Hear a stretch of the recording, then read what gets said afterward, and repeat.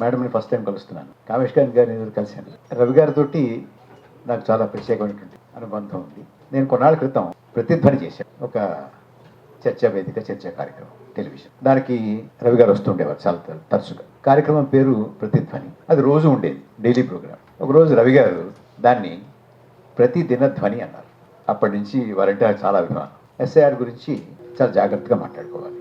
చాలా గంభీరమైనటువంటి నేను 2-3 ప్రతిపాదనలు మీ ముందు ఉంచుతాను. ఎందుకు ఆ ప్రతిపాదనలు నేను అంటున్నానో మీకు కాస్త వివరంగా చెప్తాను.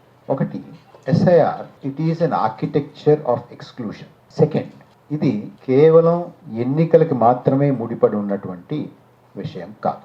చాలామంది ఏదో ఓట్లు తొలగింపు, జాగ్రత్తగా చేసుకుంటే ఓట్లు మళ్ళీ మనం చేర్పించుకోవడం అనేటువంటి భావనలో ఉన్నారు. ఇది ఒక రాజకీయ పార్టీని గెలిపించడానికి, ఒక రాజకీయ పార్టీని ఓడించడానికి చేస్తున్నటువంటి ప్రక్రియగా మనకి పైనుంచి చూస్తే కనపడేటువంటిది. దానికన్నా కొంచెం లోతుగా చూడాల్సినటువంటి అవసరం ఉంది అనేది మరొక విషయం. తర్వాత ఇంకో ముఖ్యమైనటువంటి విషయం ఏమిటంటే, మనం ఈ ఎస్ఐఆర్ ద్వారా ఈ మధ్యకాలంగా జరుగుతున్నటువంటి అనేక పరిణామాలను కూడా దృష్టిలో పెట్టుకుంటే చాలా ప్రమాదకరమైనటువంటి పరిస్థితిలో మనం ఉన్నాం.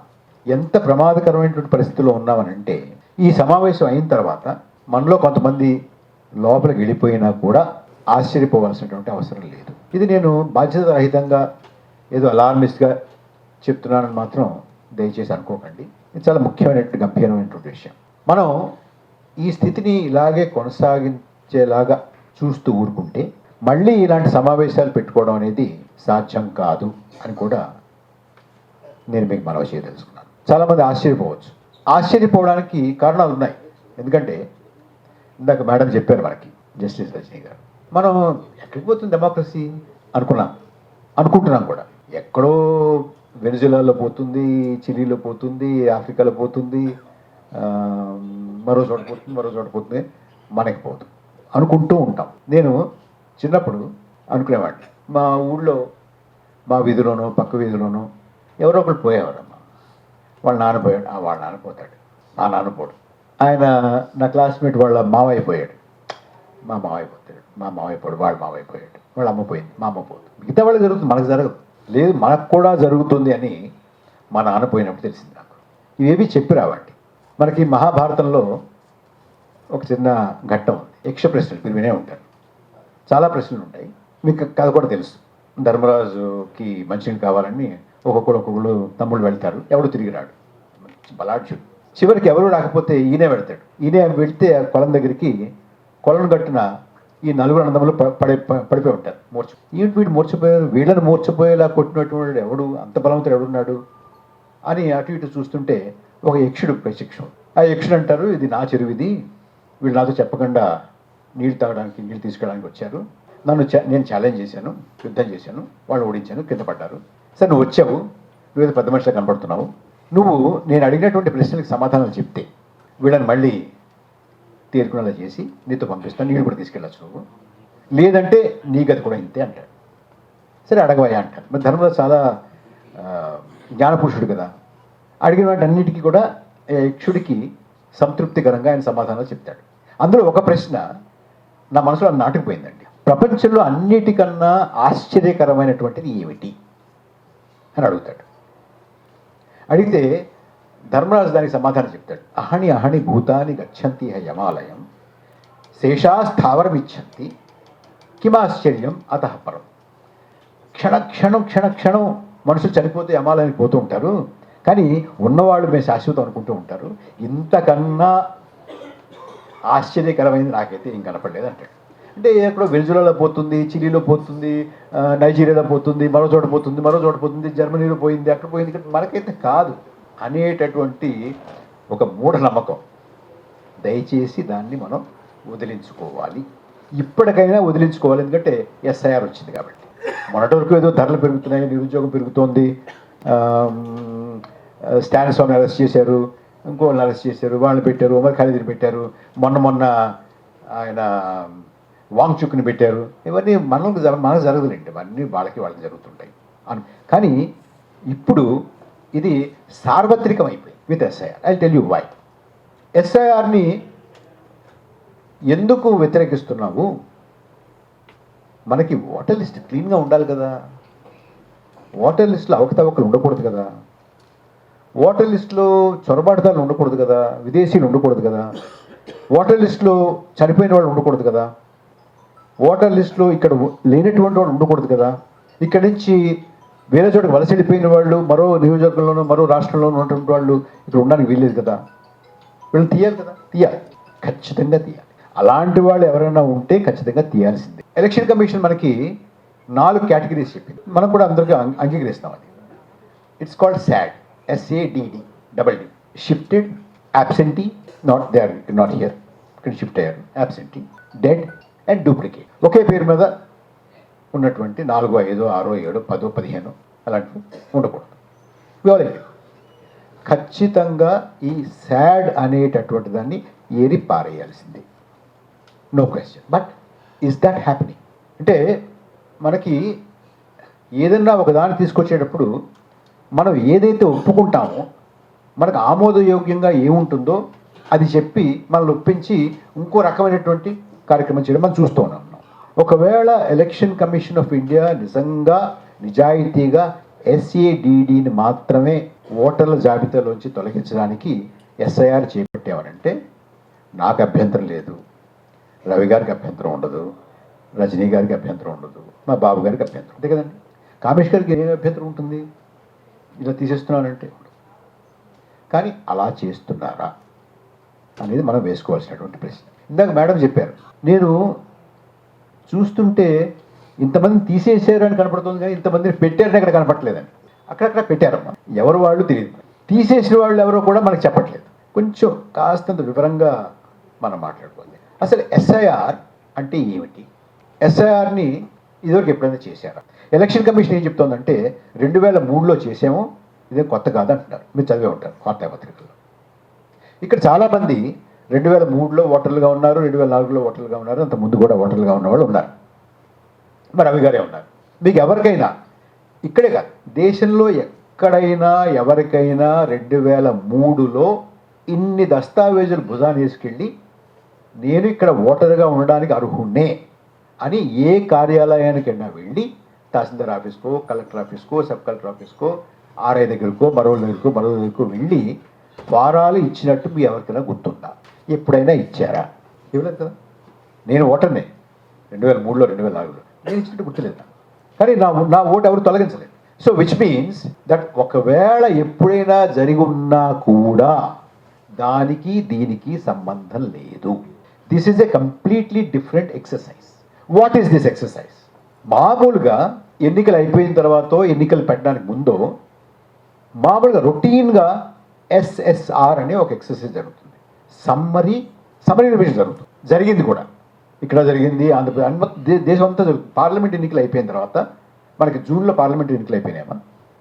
అక్టోబర్ నుంచి 24 అక్టోబర్ నుంచి 25 జనవరి వరకు special summary revision SSR was completed. ఆ తర్వాత ఎలక్షన్ కమిషన్ ఆఫ్ ఇండియా ఒక నోటిఫికేషన్ ఇచ్చారు. అందులో ఏం చెప్పారంటే SIR పెడుతున్నాం, స్పెషల్ ఇంటెన్సివ్ రివిజన్ చేస్తున్నాం అని అన్నారు. స్పెషల్ ఇంటెన్సివ్ రివిజన్ చేస్తున్నాం అని అంటే నాలాంటి వాళ్ళు పని పాటలేని తినగా ఉండరు కదా.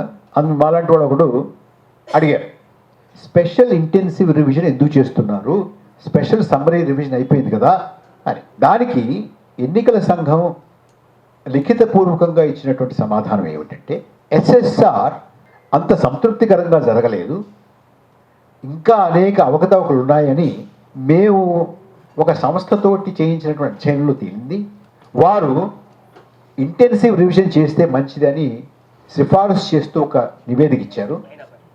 దాని ప్రకారం మేము SIR అమలు చేస్తున్నాము అన్నారు.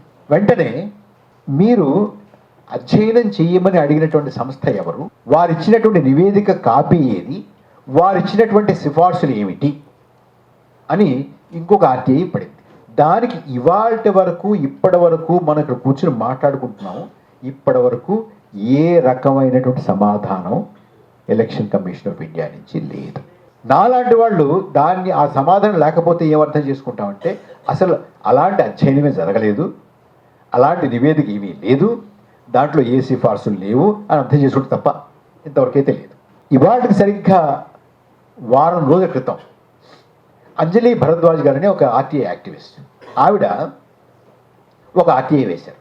ఆ ఆర్టీఐలో ఆవిడ ఏమడిగారంటే, ఎస్ఐఆర్ జరపాలి అనేటటువంటి నిర్ణయం ఎవరు తీసుకున్నారు, ఎలా తీసుకున్నారు, అంటే మీకు ఆర్టీఐలో ఫైల్ నోటీస్తో సహా ఇవ్వాలి.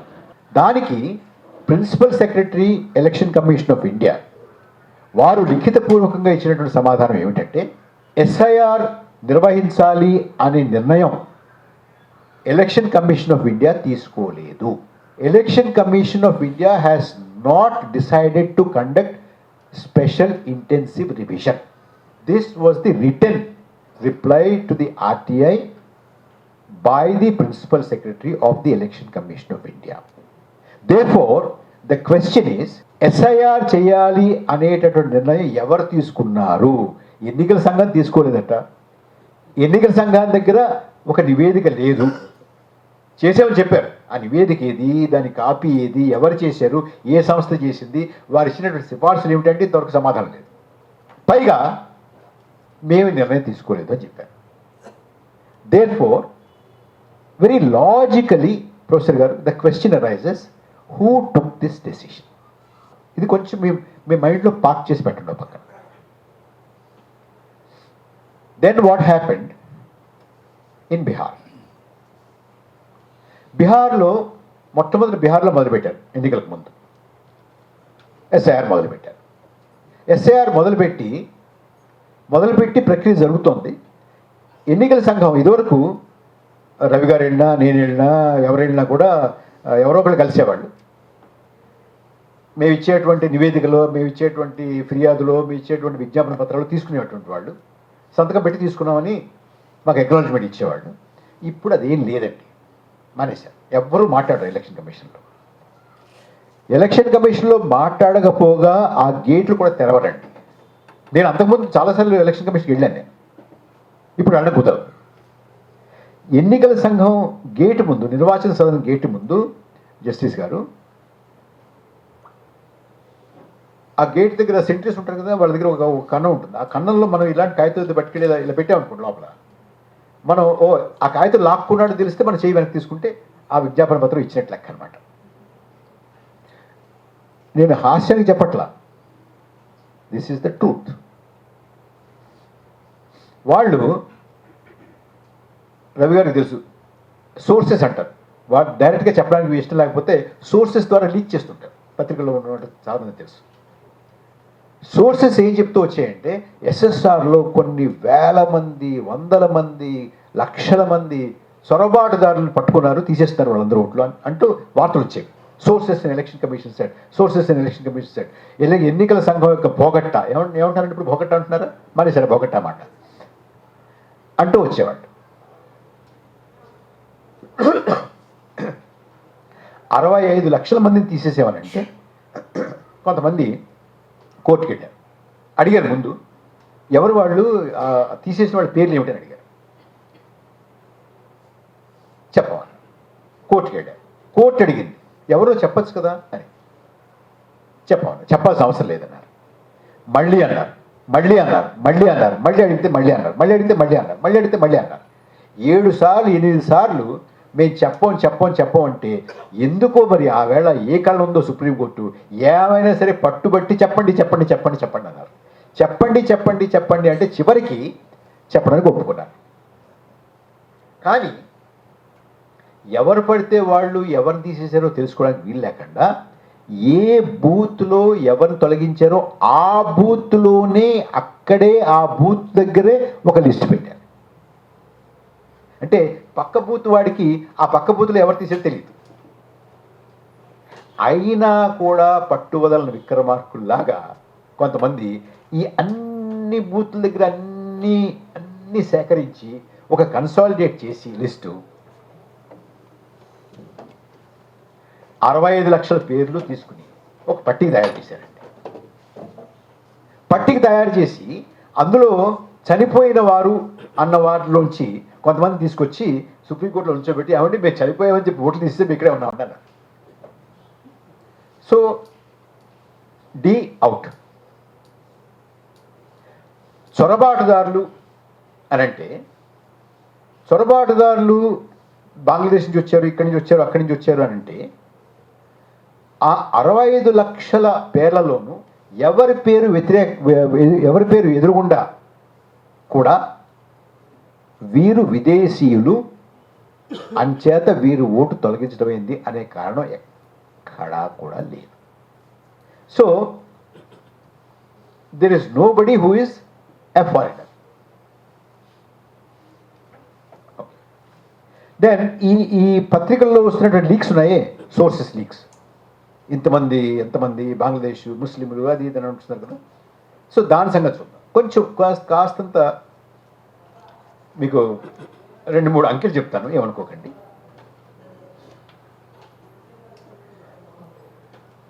మొత్తం బీహార్లో 3,75,000 మంది గురించి వీళ్ళు ఇక్కడ లేరు, అక్కడ లేరు, పోయారు, ఇంకోటి అబ్జెక్షన్స్ వచ్చాయండి. 3.75 lakhs వస్తాయి కదా మామూలుగా. అందులో 1,087 మంది వీరు విదేశీయులు అనేటటువంటి అభ్యర్థులు వచ్చారు. 3,75,000 మందిలో 1,087 మందికి వీడు విదేశీయులు అనేటువంటి అబ్జెక్షన్ వచ్చిందండి.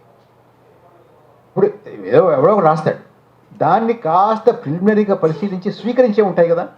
Out of 3.75 lakhs 1,087 were objections on the basis of foreigner. అందులో ఇది పరిశీలించదగింది అనేటటువంటివి చివరగా తేలినవి 390. 375, 1,087 accepted objections, పరిశీలించాలి. accepted అంటే not accepted fully, but yes it can be examined అనేవి 390. అందులో ఆ 390లో ముస్లిం పేరు 76. దెన్ వెరిఫికేషన్ జరుగుతుంది కదా, ఆ వెరిఫికేషన్లో వీళ్ళు నిజంగా విదేశీయులు అని తేలినవి 5. 5లో 2 చనిపోయారు. చివరికి వీరు విదేశీయులు అని తీసినటువంటి వాళ్ళు విదేశీయుల గురించి ఇంకొక 2 మాటలు కూడా చెప్పాలి మీకు. ఈ మధ్యకాలంలో విదేశీయులు పంపించేస్తుంటారు కదండి, అంటే వచ్చి వీసా అయిపోయిన వాళ్ళు లేకపోతే పేపర్ సరిగా లేని వాళ్ళు పంపించేస్తుంటారు కదా. ఈ మధ్యకాలంలో highest డిపోర్టేషన్స్ by Government of India, highest deportations by Government of India, Nigerians, not Bangladeshis. Okay, so ఇంకా డీటెయిల్స్ ఉన్నాయండి, ఏ స్టేట్లో ఎంత అవన్నీ పక్కన పెడదాం. సో ఇది nothing to do with foreigners. ఫారినర్సే గనక అయితే ఈ మొత్తం దేశంలో ఉన్నటువంటి అన్ని రాష్ట్రాల్లో విదేశీయుల గురించి బాగా రాద్ధాంతం జరిగినటువంటి రాష్ట్రం ఏదైనా ఉంటే అది అస్సాం. అస్సాంలో రాద్ధాంతం జరిగింది, ఒప్పందం జరిగింది, ఎన్నికలు జరిగితే చిన్న కుర్రాళ్ళు ఇలాంటి వాళ్ళందరూ కూడా ముఖ్యమంత్రులు, మంత్రులు అయిపోయారు, పిల్లలు. అవునా, గుర్తుందా మీకు? అక్కడ మరి ఎందుకు ఎస్ఐఆర్ జరపడం లేదు? అసలు విదేశీయులు తీయాలంటే మొట్టమొదటిగా మీరు జరపాల్సినటువంటి ఎస్ఐఆర్ ఎక్కడ జరపాలి? అస్సాంలో జరపాలి. అస్సాంలో ఎస్ఐఆర్ లేదు, only SR, special revision. That's all. Why? మీ ఇంటెన్షన్ కనుక ఇది విదేశీయుల్ని తొలగించడం అయితే అస్సాంలో చేయాలి. ఇప్పుడు బీహార్లో చేసిన దాంట్లో విదేశీయులు తీశారంటే లేదు. విదేశీయులు ఈ ప్రభుత్వమే ఎక్కువగా బయటికి పంపించింది ఎవరంటే నైజీరియన్స్. మీరు గత 15-20 ఏళ్లగా విదేశీయులు డిపోర్ట్ చేసినటువంటి లిస్టు చూస్తే, ఆ నెంబర్ చూస్తే, వీళ్ళు వచ్చిన తర్వాత ఈ 10 ఏళ్లలో లిస్టు చూస్తే వీళ్ళు ఎంతమంది డిపోర్ట్ చేస్తారో మనకు తెలుస్తుంది. ఒకసారి మీరు చూడండి, అది ఆ గణాంకాలు చూడండి. విచ్ మీన్స్ విదేశీయులు పంపించడం ఎస్ఐఆర్ లక్ష్యం కాదు. చనిపోయిన వాళ్ళని తీయడం కూడా లక్ష్యం కాదు. ఎందుకనంటే మేము బతికే ఉన్నాము అని చెప్పి కోర్టుకు వచ్చారు, సుప్రీంకోర్టుకు వచ్చారు. సో కాదు. యాబ్సెంటీ అని అంటే ఈ నియోజకవర్గం ఇప్పుడు ఇక్కడి నుంచి వెళ్ళిపోయారండి, ఇక్కడి నుంచి వెళ్ళిపోతే ఇంకెక్కడ ఉండాలి కదా. సో మొత్తం మీద మీకు ఫిగర్ తేడా రాకూడదు. ఈ నియోజకవర్గంలో 10 మంది వెళ్ళొచ్చు, ఇంకో నియోజకవర్గంలో 10 మంది పెరుగుతారు కదా. లేదు వలస వెళితే తీయాల్సినటువంటి అవసరం లేదు, వెనక్కి వచ్చేస్తారు మళ్ళీ. ఇంకొకటి ఇందాక మేడం చెప్పారు, మీకు ఒకవేళ ఎవరినైనా తీయాలంటే ఎన్నికల సంఘంలో ఉన్నటువంటి నిబంధనల ప్రకారం, మాన్యువల్ ప్రకారం వాళ్ళకి నోటీస్ ఇవ్వాలి. ఏమయ్యా తెలకపల్లి రవి నువ్వు ఇక్కడ లేవట, నీ ఓటు తీస్తున్నాడు, అబ్బో ఉన్నట్టు ఆయన అంటే, లేకపోతే అక్కడికి సమాధానం లేదని కూడా తీసేస్తాను. లేదు నేను రవి ఇక్కడ ఉండట్లేదు అని చెప్పాను అనుకోండి, ఫిర్యాదు చేశాను అనుకోండి, ఆయనకి నోటీస్ ఇవ్వాలి. ఏదీ లేదు, ఎవరికీ నోటీస్ లేదు అని టెక్నికల్గా చెప్పడానికి కూడా లేదు. ఎందుకంటే ఇన్ని దొంతల నోటీసులు ఉన్నాయండి. ఎక్కడున్నాయి? ఆ కలెక్టర్ ఆఫీస్లో ఉన్నాయి. ఇచ్చినట్టు రాసినట్టు పెట్టుకోవడం అనమాట, ఎవరికి ఇవ్వలేదు. అవి కూడా బయటపడ్డాయి కదా. సో మీ ఇంటెన్షన్ చొరబాటుదారులు కాదు, చనిపోయిన వాళ్ళు కాదు, ఇక్కడ లేని వాళ్ళు కాదు, మరి ఎవరు? ఇంకొక బండ గుర్తుడు చెప్తాను మీకు. మనది యూనివర్సల్ అడల్ట్ ఫ్రాంచైజ్. అంటే 18 సంవత్సరాల వయసు పైబడి ఉన్నటువంటి వాళ్ళందరూ కూడా మన దేశంలో ఓటు వేయడానికి అర్హులు. కులంతో సంబంధం లేదు, మతంతో సంబంధం లేదు, రంగుతో సంబంధం లేదు, భాషతో సంబంధం లేదు, ప్రాంతంతో సంబంధం లేదు, ఆదాయంతో సంబంధం లేదు, చదువుతో సంబంధం లేదు, దేనికి సంబంధం లేదు. 18 సంవత్సరాలు నిండితే మీకు ఓటు హక్కు ఉంది. అవునా? అంటే ఒక రాష్ట్రంలో 18 సంవత్సరాలు నిండినటువంటి వారి యొక్క సంఖ్య, జనాభా సంఖ్య ఎంత అనేది ఉజ్జాయింపుగా మనకు తెలుసు. అనేక సర్వేలు ఉన్నాయి. అంటే ఒక రాష్ట్రంలో 100 మంది వయోజనులు ఉంటే ఓటర్ లిస్టులో ఇంచుమించుగా 99 ఒక 100 101 ఉంటే ఓ 101 ఎందుకొని తీసే అర్థం. సో బండ గుర్తు ఉంది కదా మనకి, దీంతో సంబంధం లేకుండా వయోజనులు అందరూ ఓటు హక్కు కలిగి ఉండాలి. కాబట్టి బీహార్లో ఎంతమంది ఓటు వేయడానికి అర్హులో మనకు తెలుసు. అయితే ఏం జరిగింది బీహార్లో ఏం జరిగిందంటే,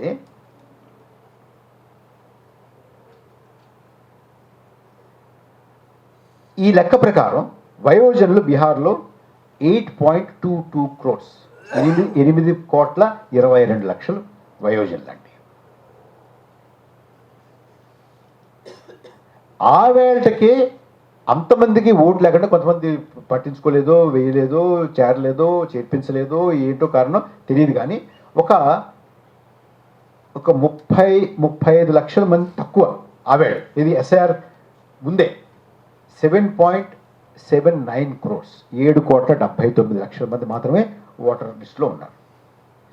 ఎస్ఐఆర్ చేసిన తర్వాత వాళ్ళ సంఖ్య 7,42,00,000 తగ్గింది. అంటే 8,22,00,000 నుంచి 7,42,00,000 తగ్గిందని అంటే దగ్గరగా 80 లక్షల మంది ఓటు హక్కు మనం తొలగించాము. ఇది బీహార్లో జరిగినటువంటి ఎస్ఐఆర్. అంటే 80 లక్షల మంది ఓటు హక్కుని మనం హరించామన్నమాట. ఎస్ఐఆర్ హరించింది. ఇది ఒక్కసారి మీరు ఈ నిష్పత్తి చూసుకుంటే, మామూలుగా ఒక రాష్ట్రం జనాభాలో ఈ సముదాయం అంత శాతం ఉన్నారు, ఆ సముదాయం అంత శాతం ఉన్నారు, నాకు ఒక ఐడియా ఉంది.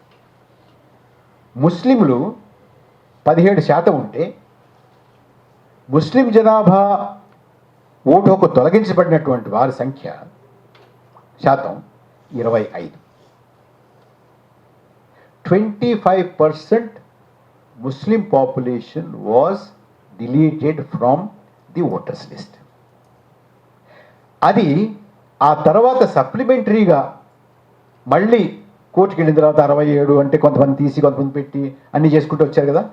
అప్పుడు ఆ తర్వాత వెరసి చూసుకుంటే ముస్లిం జనాభాలో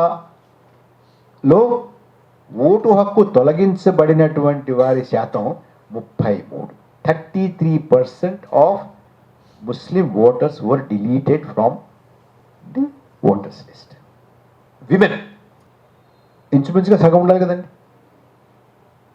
కానీ ఎస్ఐఆర్ తర్వాత అన్యూజువల్గా ఫీమేల్ డిలీషన్స్ వర్ నియర్లీ 22%. సో ఇక మిగతా ఆదివాసీ అవి చాలా వివరాలు ఉన్నాయి, బట్ మీకు స్థూలంగా చెప్తున్నా. అంటే దిస్ ఈజ్ ఇందాక మేడం చెప్పినట్టు this is a targeted exercise of exclusion. So SIR is nothing but an architecture of exclusion. తొలగింపు అంతే. అక్కడక్కడ కొంతమంది ఎవరో తెలియదు వాళ్ళు ఎవరు, మరి వాళ్ళకి కావాల్సిన వాళ్ళు వేసుకున్నారా లేకపోతే ఫిక్టీషియస్గా వేసుకున్నారా. దానికి మనకి బీహార్లో దొరికినటువంటి ప్రమాణాలు ఏమిటంటే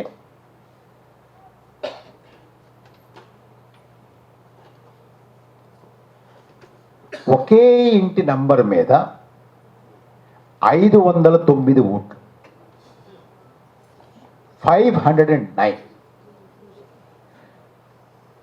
అనదర్ ఒకే ఇంటి నెంబర్ మీద 409 ఓట్లు. మరి ఆ 9తో ఏముందో నాకు తెలియదు, కానీ ఒక చోట 509, ఒక చోట 409.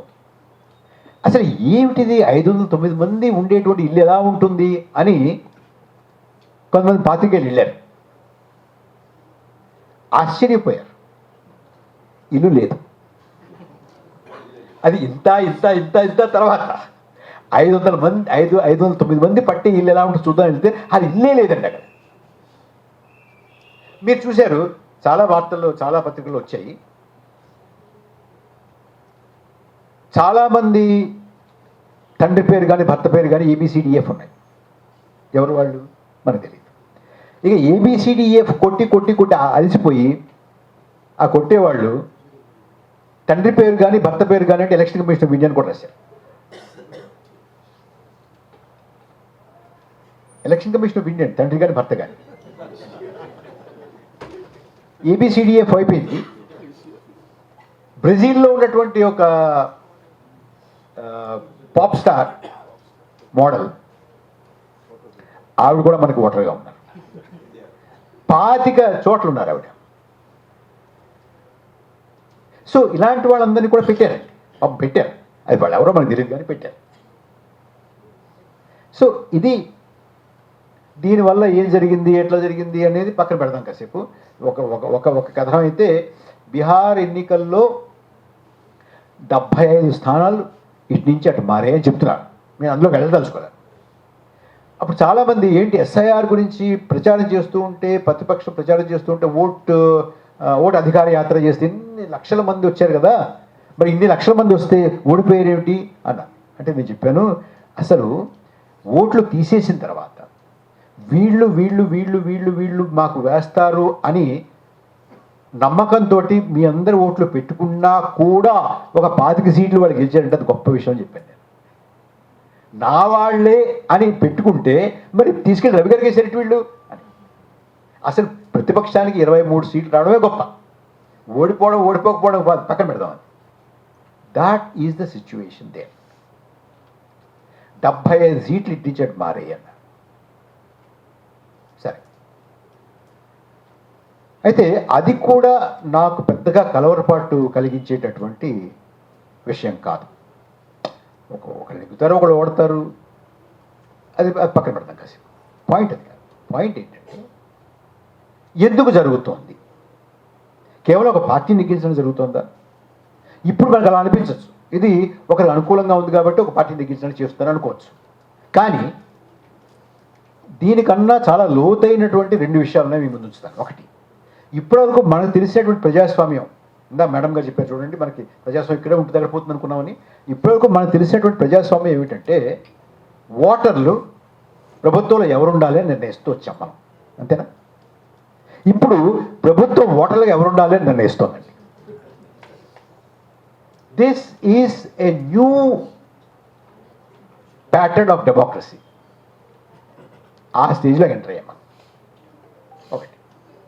రెండోది, ఇంతకన్నా కూడా కలవరపాటు కలిగించే విషయం ఏమిటంటే, మనం ఒక్కసారి చరిత్ర తీసుకుంటే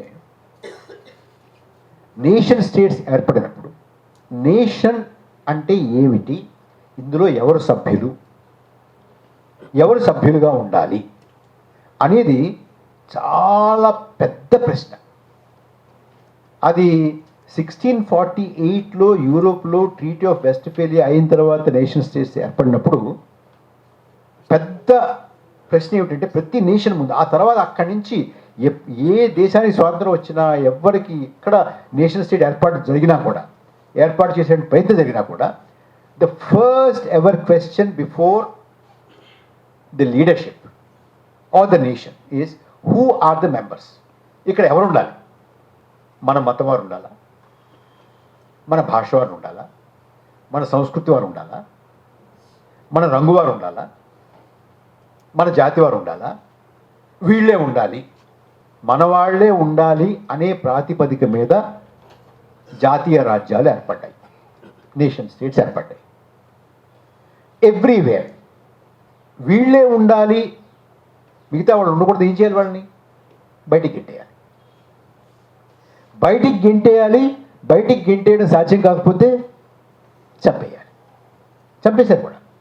అనేక వేల మంది, లక్షల మంది యూరోప్లో, అమెరికాలో, సౌత్ అమెరికాలో, ఉత్తర అమెరికాలో, యూరోప్లో, ఆఫ్రికాలో నేషన్ ఇందులో సభ్యత్వం ఉండకూడదు అనుకున్నటువంటి వాళ్ళు, మన వాళ్ళు కాదు అనుకున్న వాళ్ళని చంపేశారు. కుదరకపోతే కుదరకపోతే చంపేశారు. It was a genocide. But ఇవాళ 2025-26లో భారతదేశంలో రెండు కుదరవు. తోసేయడం కుదరదు, చంపేయడం కుదరదు. కష్టం. ఏం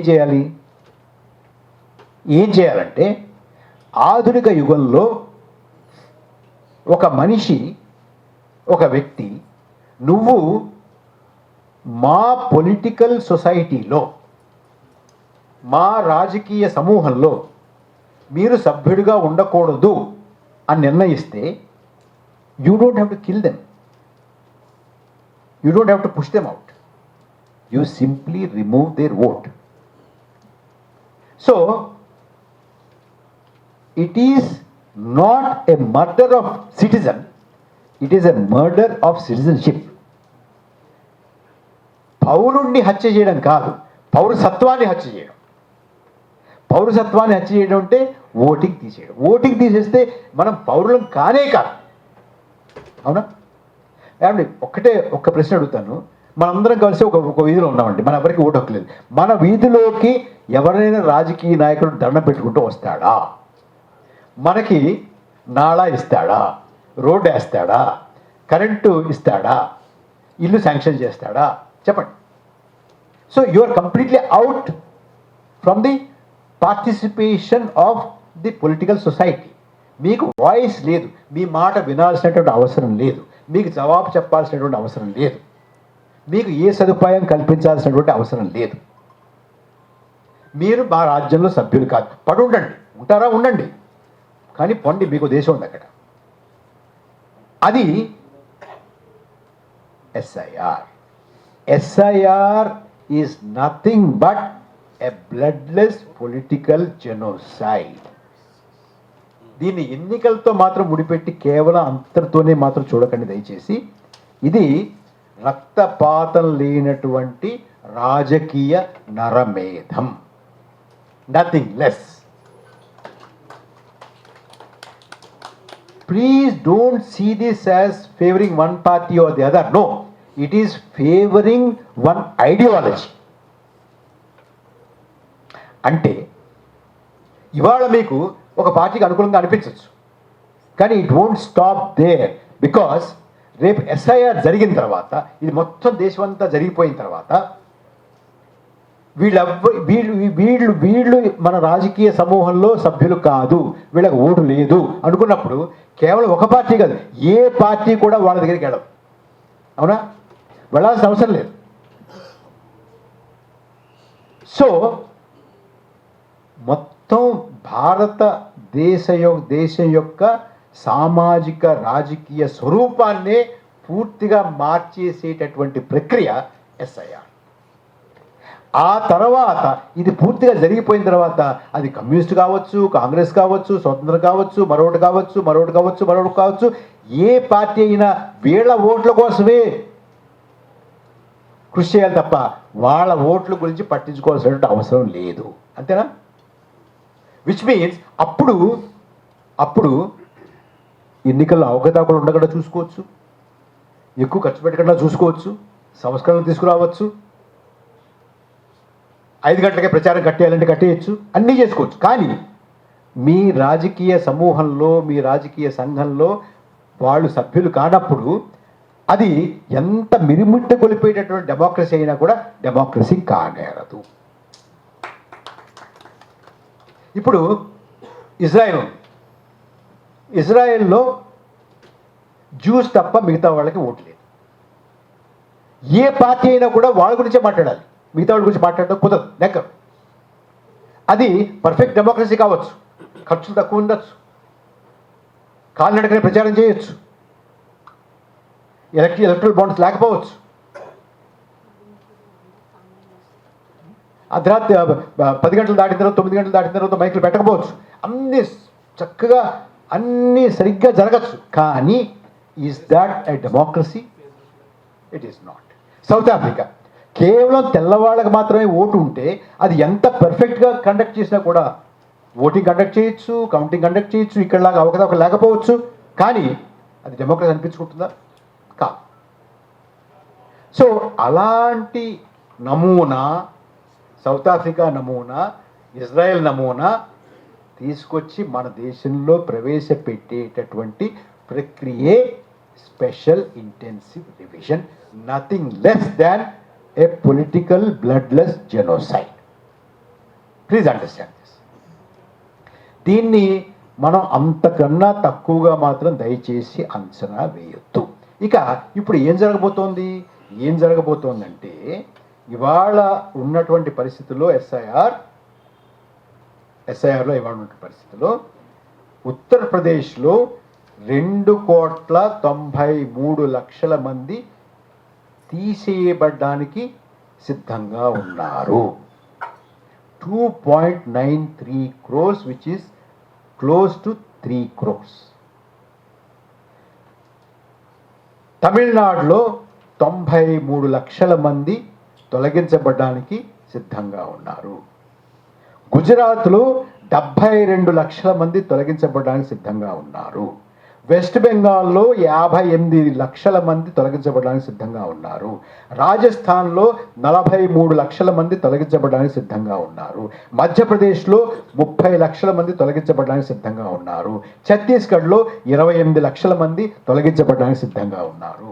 కేరళలో 21 లక్షల మంది తొలగించబడడానికి సిద్ధంగా ఉన్నారు. Now you can imagine. ఈ దేశం, ఈ 12 రాష్ట్రాల ఇవి గనక తొలగించబడితే ఈ దేశం ఏమవుతుంది? ఆ తర్వాత జరిగేటువంటి దాంట్లో మిగతా అన్ని రాష్ట్రాల్లో కూడా వీళ్ళు అనుకున్నట్టుగా తొలగించేస్తే ఏమవుతుంది ఈ దేశంలో? ఇది నరమేధమా కాదా? ఇది పొలిటికల్ జెనోసైడా కాదా? రక్తం కనిపించకపోవచ్చు. This is where we are. ఏం చేయాలంటే ఏం చేయట్లేదు. ఎందుకు ఏం చేయట్లేదంటే ఏమండి, చెడు ఎన్నాళ్ళు ఉండదండి, దాంట్లో అదే పోతుంది. ఎన్నాళ్ళు ఉంటుంది? విరుగుడు కొరకే ఎన్నాళ్ళు ఉంటుంది అంతాను అని కొంతమంది చెప్తారండి నాకు. నాయన అలా జరగదు. ఒకవేళ అదే కనుక అయితే మనకి భగవద్గీతలో మంచి ఓ శ్లోకం ఉంది కదా, రవి గారికి తెలుస్తుంది. యదా యదా హి ధర్మస్య గ్లానిర్భవతి సంభవామి యుగే యుగే, ధర్మ సంస్థాపనార్థాయ సంభవామి యుగే యుగే. నేను ఒకటే ప్రశ్న అడుగుతాను వాడిని, ఏమయ్యా ఒకసారి ఆ దేవుడు పరమాత్ముడు అనేటువంటి వాడు ఒకసారి చెడుని నిర్మూలించేస్తే మళ్ళీ మళ్ళీ మళ్ళీ యుగే యుగే ఎందుకు? Why again and again? ఒకసారి అయిపోవాలి కదా.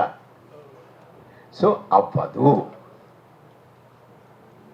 ఓకే. రెండోది, కొంతమంది మిత్రులు చెప్తారు నాకు, బీహార్లో నుండి అంతమంది యాదవులు పెట్టకూడదండి ఇండియా ర్యాంక్స్. అసలు సీఎం క్యాండిడేట్ కొంచెం ముందే చెప్పాలి కదా, చివరి వరకు చెప్పాలి నాంచారండి. అసలు నితీష్ కుమార్ ఎందుకు వదులుకోవాలండి వీళ్ళు? ఏమైనా ఈ క్యాండిడేట్ సెలక్షన్ దగ్గర కొంచెం దెబ్బతిన్నారండి, సగ చేయలేదండి, కొట్టుకున్నారండి. ఆ టికెట్ రాని వాళ్ళంతా వీళ్ళకి వ్యతిరేకంగా ప్రచారం చేశారండి. అది కట్టడి చేసుకోవాలి కదండి అని విశ్లేషణ చెప్తుంటారండి.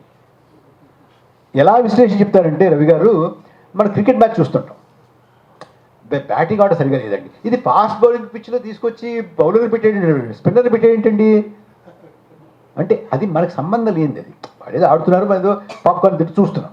ఇది అది కాదు, ఇది మనకు సంబంధించినటువంటిది. ఇందాక మేడం చెప్పారే, మన చదువుకి, మన తిండికి, మన పుస్తకానికి, మన సంస్కృతికి అన్నిటికీ సంబంధించినటువంటి. రాజకీయం అంటే, ఎన్నికలంటే అది. దాన్ని వదిలేసి అది అలా చేస్తుంటే బాగుంది. నువ్వేం చేస్తున్నావు?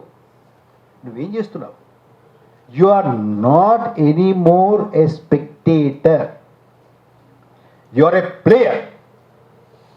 నువ్వు ఇందులో నాకు భాగస్వామి ఉంది, ఇలా జరగడానికి వీల్లేదు, నేను దీన్ని అడ్డుకుంటాను అనకుండా కూర్చుని విశ్లేషిస్తే జరిగే పని కాదు. ఏం చేస్తున్నాము? విమర్శించాలి, మాట్లాడాలి, రాయాలి. రాయగలిగే వాళ్ళు రాయాలి, మాట్లాడగలిగే వాళ్ళు మాట్లాడాలి, విమర్శించగలిగే వాళ్ళు విమర్శించాలి, జన సమీకరణ చేసేయగలిగినటువంటి వాళ్ళు జన సమీకరణ చేయాలి, రోడ్ల మీదకి తీసుకురాగలిగినటువంటి రోడ్ల మీదకి తీసుకురావాలి, ఆపాలి, ఆపగలిగే శక్తి ఉంటే ఆపాలి, ఆపగలిగే శక్తి లేకపోతే ఆపగలిగే శక్తిని సమీకరించుకోవాలి. ఇది తప్ప వేరే మార్గం లేదు. నాకు మీరు ఏమన్నంటే నిర్మోహమాటంగా మాట్లాడేటువంటి అలవాటు ఉంది, ఏమనుకోకండి. ఒక మాట చెప్తాను, రాజకీయ పార్టీలు వాటంతట అవే ఏదో చేస్తాయి అని మనం నోరెళ్ళబెట్టి చూస్తే జరిగేటటువంటి పని కాదు ఇది. రాజకీయ పార్టీలకి ఈ పని అవుట్సోర్స్ చేయకండి దయచేసి. Don't outsource the task of defending democracy to political parties. No outsourcing, మనమే చేసుకోవాలి. ఎందుకు అవుట్సోర్స్ చేయకూడదు అంటున్నాను నేను? కొన్ని రెస్పెక్టబుల్ ఎక్సెప్షన్స్ పక్కన పెట్టి కొన్ని, tell me one political party in this country which is a democratic political party. Essentially undemocratic political parties democracy రక్షించడానికి గజ్జె కడతాయని, నడుము బిగిస్తాయని, రోడ్ల మీద దిగుతాయని, యుద్ధాలు చేస్తాయని ఎందుకు అనుకోవాలండి? If you care for democracy, you come out. If I care for democracy, I should come out. మనం వస్తే మన వెనకాలలాగా తోకల్లాగా బయలుదేరుతాయి. ఎందుకంటే మనం ఇది ఆగేది కాదు, వీళ్ళు చేసేస్తున్నారు, మనం కూడా అక్కడ నిలబడాలి, మనం కూడా ఫోటోలో పడాలి, మన పేరు కూడా పేపర్లో రావాలి అని అప్పుడు తయారవుతారు తప్ప మీరు వాళ్ళు చేస్తారేమో అంటే మాత్రం జరిగేటటువంటి పని కాదు అని మీకు చేతులు జోడించి నమస్కరించి చెప్తామని ఇక్కడికి వచ్చాను. Please do it. అండ్ ఇంకొక మాట కూడా చెప్పాలి. మొన్న మధ్య ఎవరితో ఇలా అంటే, ఎస్ఐఆర్ గురించి ఏకి పరిచయం అన్నాడు. ఏంటి నన్ను ఫేస్బుక్లో ఫాలో అవ్వట్లేదు నువ్వు అన్నాడు. ఫేస్బుక్లో ఏకి పరిచయం, ఫేస్బుక్లో ఏకి పరిచయం సరిపోదు, ఫేస్బుక్లోను ట్విట్టర్లోను మరో చోట ఏకిపారేస్తే సరిపోదు. మనం సమీకరించి ఇది మేము ఒప్పుకోవడం లేదు, ఇది మాకు కుదరదు అనేటటువంటి విషయం చెప్పాలి. భారతదేశ రాజకీయ సామాజిక స్వరూపాన్ని మార్చేటటువంటి పని ఒడిగడితే మేము ఊరుకోము అనేటటువంటి ఒక బలమైన సందేశాన్ని మనం పంపించాలి. ఏమిటి ఆ బలమైన సందేశం? ఏంటి ఆ బలం? దీని ప్రత్యేకత ఒక్క నిమిషం మీరు ఆలోచించాలి. ఇందాక మనం ప్లిడ్జ్ చదువుకున్నాం, ప్రియాంబుల్ చదువుకున్నాం. ప్రియాంబుల్లో డెమోక్రసీ ఉంది, సోషలిజం ఉంది, సెక్యులరిజం ఉంది, జస్టిస్ ఉంది, లిబర్టీ ఉంది, ఈక్వాలిటీ ఉంది, ఫ్రెటర్నిటీ ఉంది. మనం సుమారు ఒక నెల అటు ఇటుగా 3 సంవత్సరాలు కసరత్తు చేసి ఈ రాజ్యాంగాన్ని రాసుకున్నాం. 3 సంవత్సరాలు కసరత్తు చేయాల్సిన అవసరమే ఉంది, చేశాం. మిగతా దేశాలు కూడా రాజ్యాంగాలు రాసుకున్నారు. మిగతా దేశాలు రాజ్యాంగం రాసుకుని వాళ్ళు ఒక్కరోజు దాని మీద కృషి చేసినా, సంవత్సరం చేసినా, 2 ఏళ్ళు చేసినా, 3 ఏళ్ళు చేసినా సింహభాగం అందులో ఏం మాట్లాడుకున్నారంటే అసలు ఈ దేశంలో ఈ రాజకీయ సమూహంలో ఎవరు సభ్యులుగా ఉండాలి, ఎవరు ఉండకూడదు, రంగు బట్టి ఉండాలా, భాష బట్టి ఉండాలా, మతం బట్టి ఉండాలా, సంస్కృతి బట్టి ఉండాలా, దేని బట్టి ఉండాలి. అసలు భారతదేశం మన రాజ్యాంగ నిర్మాతలు ఒక్క క్షణం కూడా ఎవరు ఉండాలి ఈ దేశంలో అనే దాని మీద మాట్లాడలేదండి. మనం ఏం మాట్లాడుకున్నామంటే ఈ దేశంలో మనం డెమోక్రసీ ఎలా నిలబెట్టాలి, సెక్యులరిజం ఎలా కాపాడాలి, ఈక్వాలిటీ ఎలా తీసుకురావాలి, ఫ్రెటర్నిటీ ఎలా తీసుకురావాలి, జస్టిస్ ఎలా తీసుకురావాలి, లిబర్టీ ఎలా తీసుకురావాలి, దీని మీద కుస్తీలు పట్టాం మనం. మనకి వారికి ఉన్నటువంటి తేడా అది. ఆ తేడాని సజీవంగా ఉంచేటటువంటి ఒక దీక్షని మనం తీసుకుని ఈ ఎస్ఐఆర్ మాకు కాదు అని చెప్పాల్సినటువంటి అవసరం ఉంది. నమస్కారం.